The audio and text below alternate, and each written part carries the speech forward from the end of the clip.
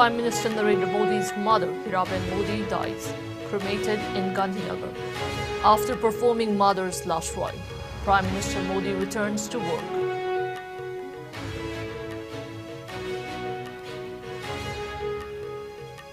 Year 2022 eventful for Manipur as controversial AFSPA and liquor prohibition imposed for many years partially lifted under regime of BJP-led Chief Minister N. Biren Singh.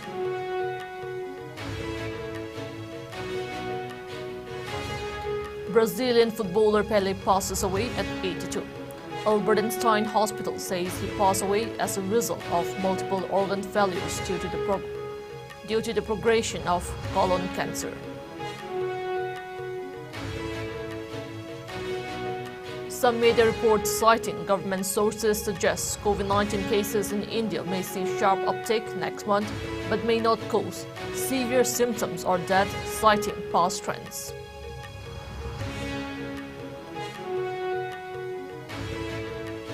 And cash-strapped Mizoram holds around 40,000 refugees from Myanmar and Bangladesh.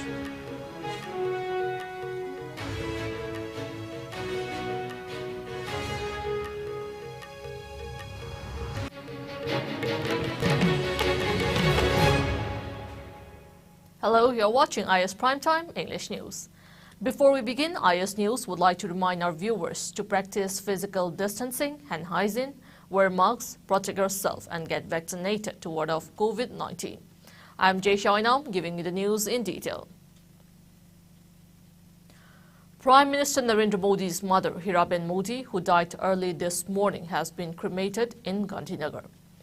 Prime Minister Modi performed the last rites. Hiraben Modi was 99. Srimati Hiraben Modi passed away on December 30, 2022 at 3:39 a.m. early morning during the treatment at UN Mehta Heart Hospital. The hospital, where she had been admitted since Wednesday, said in a statement. Informing about her death, the Prime Minister posted a heartfelt tweet early this morning, quote, "A glorious century rests at the feet of God. In Ma, I have always felt that Trinity, which contains the journey of an ascetic, the symbol of a selfless karma yogi, and a life committed to values." Prime Minister Modi, who was scheduled to launch the developmental projects in West Bengal, may join the events through video conferencing. Hiraben Modi lived with Prime Minister Modi's younger brother, Pankaj Modi, at Raisen village near Gandhinagar. The Prime Minister would regularly visit Raisen and spend time with his mother during most of his Gujarat visits.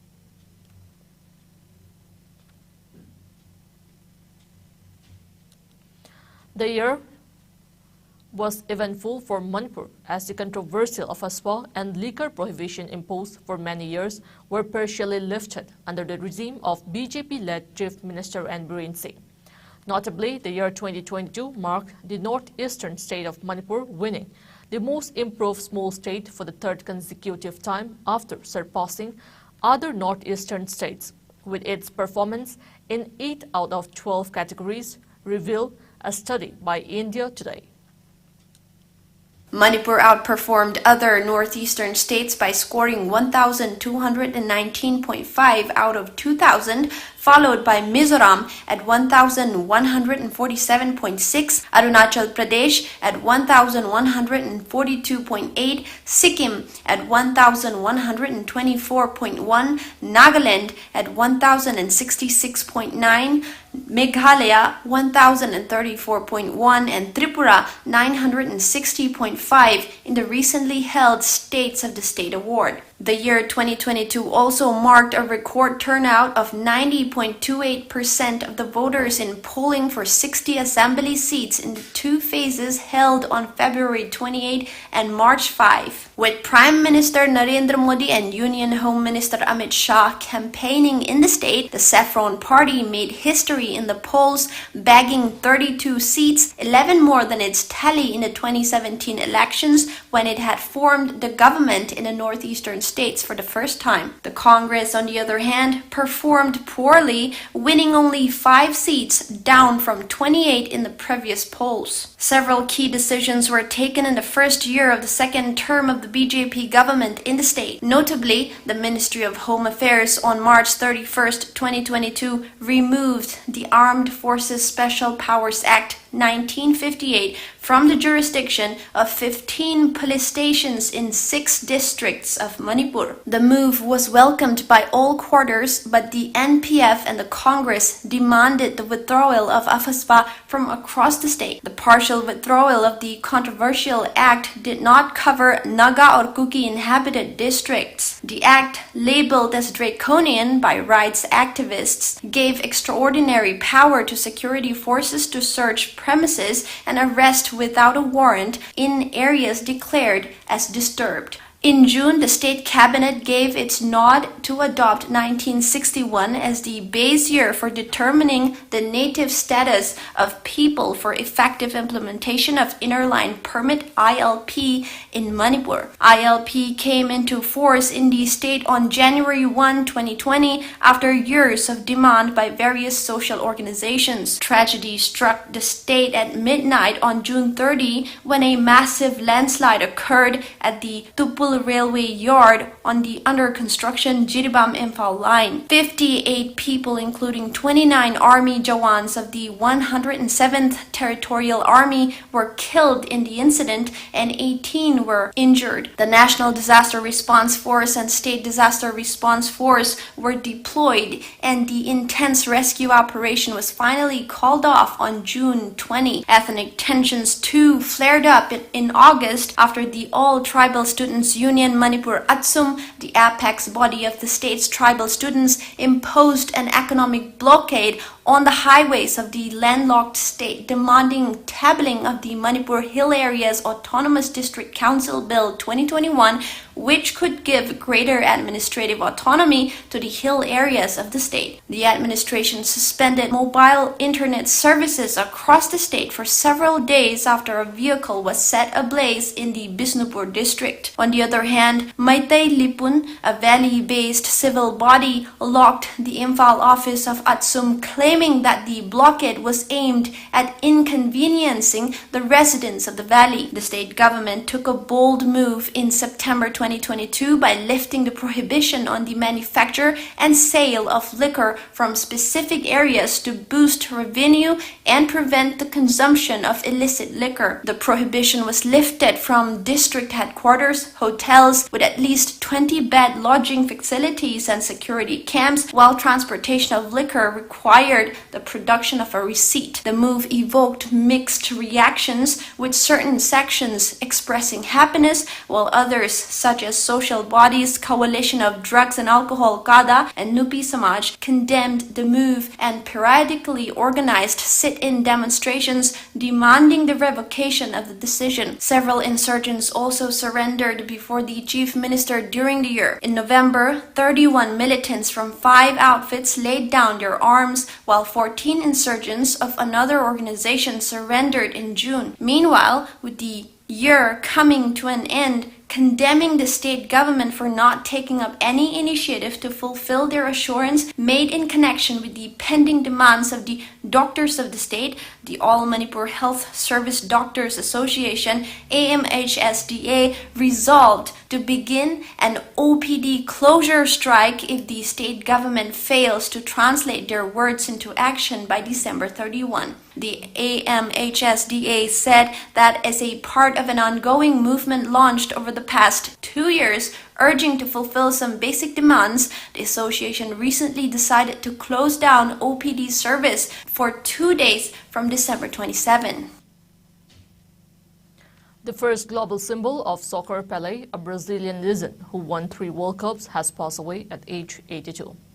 Everything that we are is thanks to you, his daughter, Kelly Nascimento, wrote in a post on Instagram. Under an image of family members holding Pelé's hands, "We love you infinitely. Rest in peace." Late in the month of November of this year, Pelé was hospitalized in Sao Paulo with complications related to colon cancer and a respiratory infection.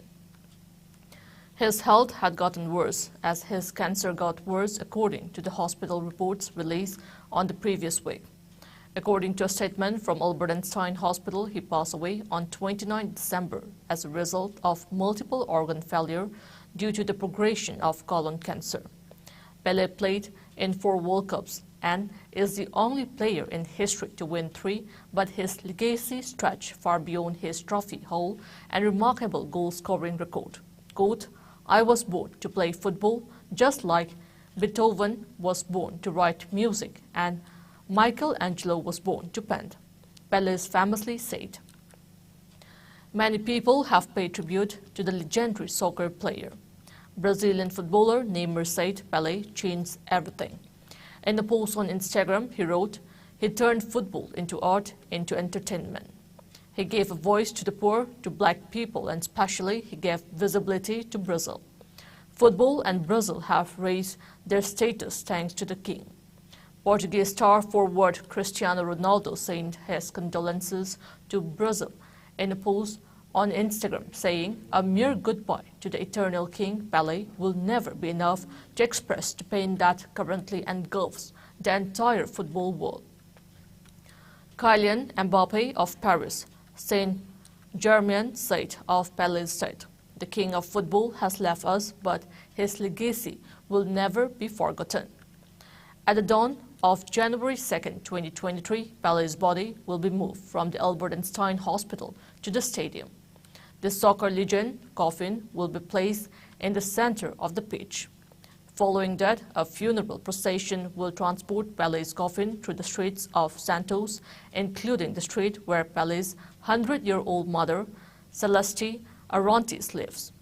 The funeral procession will continue to the Memorial Necropole Cemetery in Santos, where a private service will be held just for family members.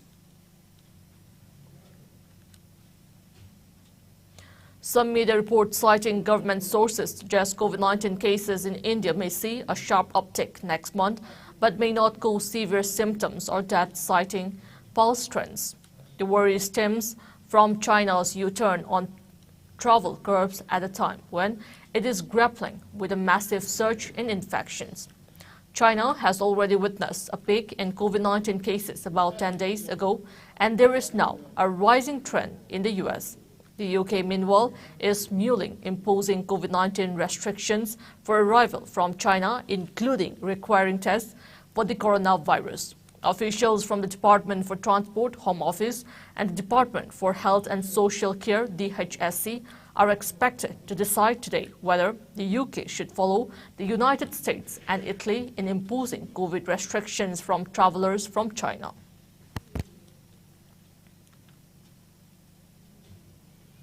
Already overburdened with cookie chain refugees from strife-torn Myanmar, the northeastern states of Mizoram, which is reeling under a financial crisis, receive a fresh stream of displaced people from the Chittagong Hill Tracts, CHT, of Bangladesh this year, which shares ethnic ties with the cookie chain people. Notably, more than 300 cookie chain refugees from CHT took shelter in the northeastern states following armed clashes between Bangladesh Army and insurgents belonging to the Cookie Chain National Army, KNA. The state now hosts a total of 40,000 refugees from Myanmar and Bangladesh. The Jormathanga administration is reeling under a severe financial crunch due to the COVID-19 pandemic and the delay by the center in releasing the state's share of taxes and grants. The crisis has resulted in delays in the timely payment of salaries to government employees and pensions to retirees, besides clearance of bills. However, the state government hopes that the crisis will be resolved in 2023 with the release of more funds from the center. Mizoram also put in efforts to resolve the interstate border dispute with Assam, with both sides holding talks in August and November over the issue. The chief ministers of the two states also held a meeting in New Delhi in September to amicably resolve the matter. The two neighboring states had witnessed a border clash last year, with the police forces of the two states exchanging fire, leading to the death of at least 6 personnel and a civilian from Assam. Mizoram witnessed 2 tragic incidents in the year. A stone quarry collapse in the Nautial district in November resulted in the tragic death of 12 people, while 11 died in an oil tanker fire at Tuirial village in the Aizol district in October.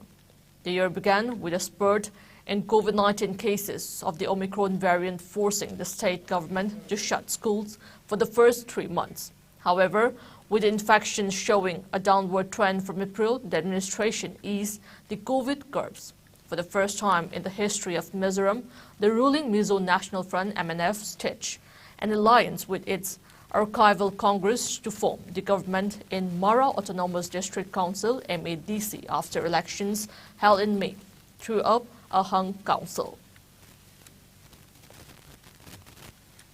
Manipur Students Federation MSF today continued its sustained campaign against drug.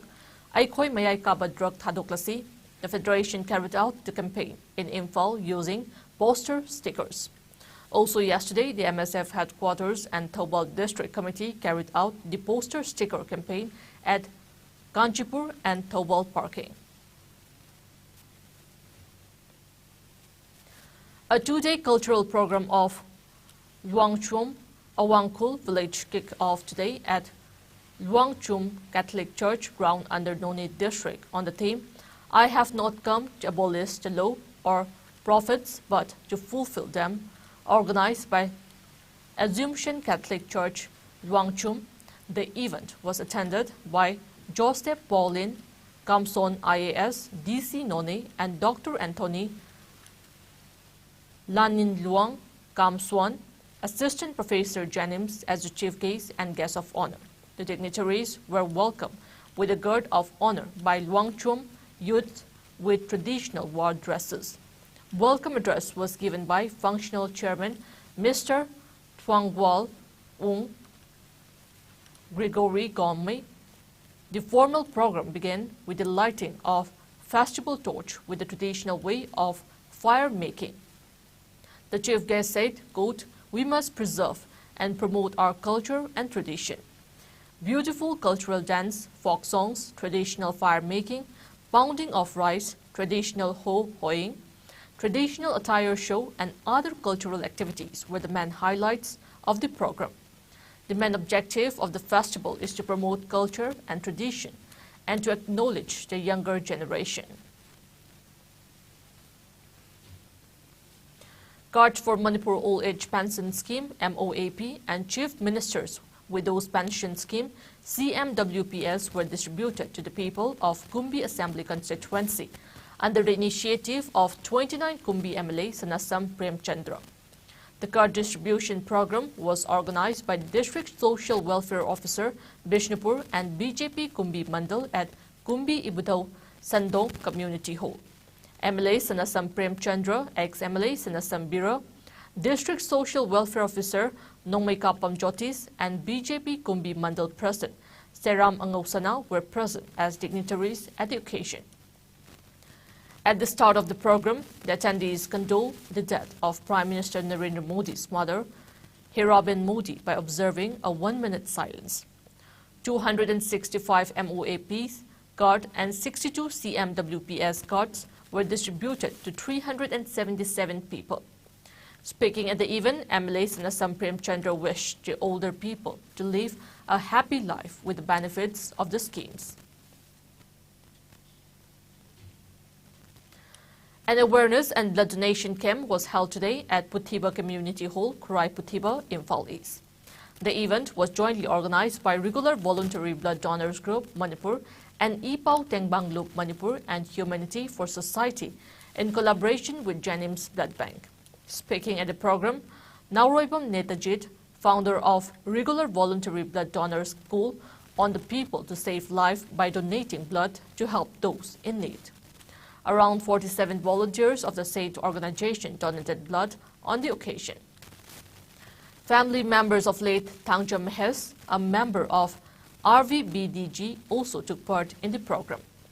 Floral tributes were also paid to the victims of December 21st tragic Kopum bus accident.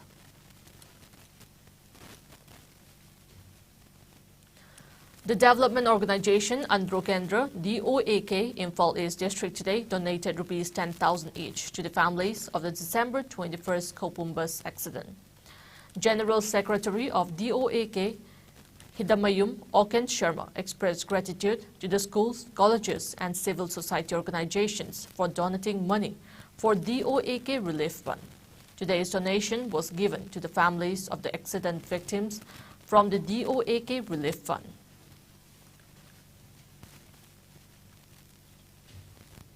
Now it's time for a short commercial break. We will be back with latest news and updates. Keep watching IS News.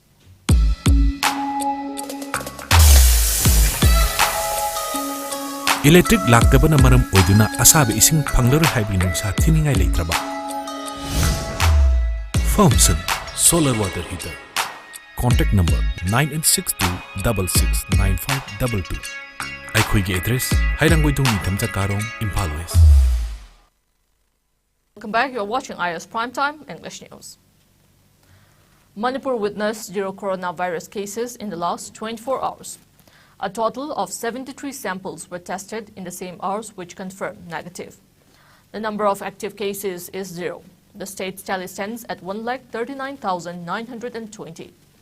There were no fatalities due to the COVID-19 in the same hours as per the latest updates from the state COVID-19 Command Control Room. The recovery rate stands at 98.46%, while the death toll remains at 2,149.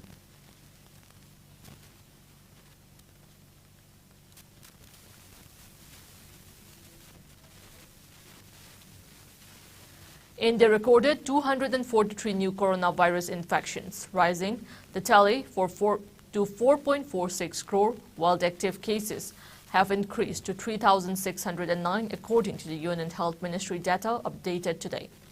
The total tally of COVID cases was recorded at 4,46,78,158 and the death toll stands at 5,30,699 with one fatality reported from Maharashtra in the last 24 hours. The daily positivity rate was recorded at 0.11%, while the weekly positivity was back at 0.16%, the ministry said. It said 213,080 tests for detection of COVID have been conducted in the last 24 hours.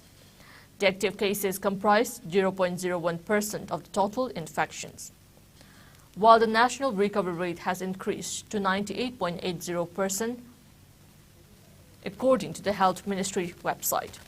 It said an increase of 57 cases has been recorded in the active COVID caseload in a span of 24 hours. The number of people who have recuperated from the disease has increased to 4,41,43,850, while the case fatality rate stands at 1.19%. According to the ministry's website, 220.09 crore doses of COVID vaccine have been administered so far under the nationwide vaccination drive. India's COVID-19 tally has crossed the 20 lakh mark on August 7, 2020, 30 lakh on August 23rd, 40 lakh on September 5th, and 50 lakh on September 16th. It went past 60 lakh on September 28th, 70 lakh on October 11th, crossed 80 lakh on October 29th, 90 lakh on November 20th, and surpassed the 1 crore mark on December 19, 2020. India crossed the 2 crore mark on May 4th, 3 crore cases on June 23, 2021, and 4 crore cases on January 25th this year. A Myanmar military court has sentenced Aung San Suu Kyi to a further 7 years in prison for corruption, taking her overall jail time to 33 years. The country's former democratically elected leader has been under house arrest since a military ousted her government in a military coup in February 2021. Since then, she faced 18 months of trials on 19 charges. Today, she was sentenced on the final 5 charges she faced. A court found her guilty of corruption because she had not followed regulations in renting a helicopter for a government minister.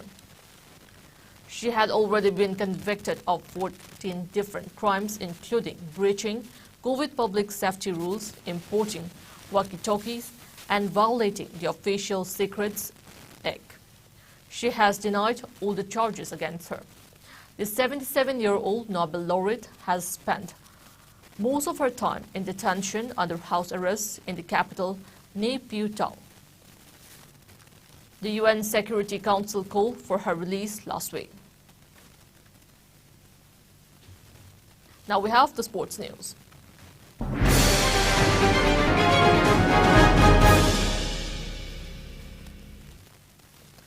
Manipur shuttler Konjeng Bampriya has clinched the women's double and mixed double titles at the Yonex Sunrise Dr. Achilles Das Gupta Memorial All India Senior Ranking Badminton Tournament organized by Uttar Pradesh Badminton Association at Bareilly, Uttar Pradesh from December 23. Manipur Badminton Association has expressed pleasure over her feat at the All India Ranking Tournament. Sri Lanka Cricket Selection Committee has announced a 20-member squad to take part in the upcoming White Ball Series Tour of India. The two sides will compete in 3 T20s and 3 ODIs beginning 3rd January 2023. The Sun will lead Sri Lanka's T20 and ODI squad while Kausal Mandias and Wanindu have been appointed as vice-captains in the ODI and T20I squads respectively. The first match of the series will be held on January 3rd in Mumbai, while the second and third will take place on January 5th and 7th in Pune and Rajkot. The ODIs will be held in Guwahati, Kolkata and Trivandrum on 10th January, 12th and 15th. Earlier on Tuesday, BCCI announced India's squad for the series against Sri Lanka. All-rounder Hardik Pandey will lead India's T20I squad. Surya Kumar Yadav has been named vice-captain of the T20 team. Rohit Sharma, Virat Kohli and KL Rahul are not part of India's T20 squad. Rohit Sharma will be back as the captain to lead men in blue in the ODI series.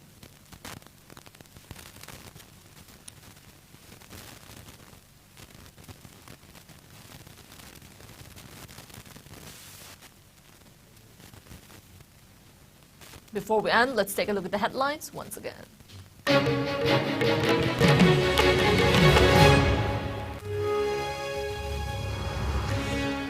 Prime Minister Narendra Modi's mother, Hiraben Modi, dies, cremated in Gandhinagar after performing mother's last rites.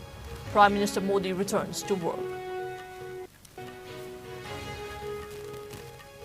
Year 2022 eventful for Manipur as controversial AFSPA and liquor prohibition imposed for many years, partially lifted under regime of BJP-led Chief Minister Biren Singh.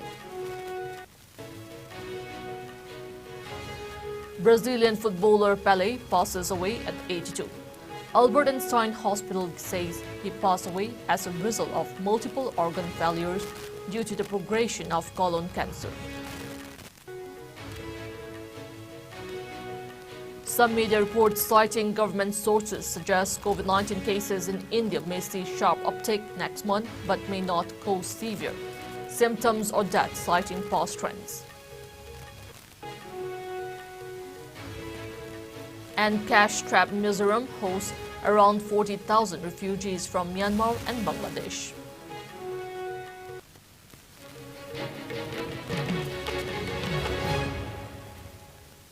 That's all we have in this bulletin. Coming up next, we have IS Primetime Manipur News at 9 p.m. Till then, good night.